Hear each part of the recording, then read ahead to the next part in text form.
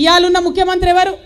ఏమనంటే ఏమంటాడు, నేను నల్లమల్ల పులి బిడ్డను, పాలమూరు బిడ్డనని చెప్పి మీ దగ్గర కథలు చెప్పి 12 సీట్లు మీరు కాంగ్రెస్ పార్టీ వాళ్ళకి రాసిస్తే కనీసం ఈ 2.5 ఏళ్లలో ఒక్క తట్టెడు మట్టి కూడా రేవంత్ రెడ్డి గారు ఎత్తిపోయలేదు.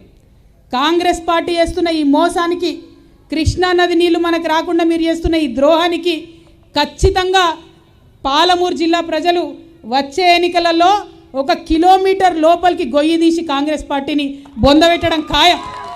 ఎందుకు ఈ మాట చెప్తా ఉన్నా అంటే ఉట్టిగా చెప్తలేను, బాధతోని, ఆవేదనతో, దుఃఖంతో చెప్తున్నా.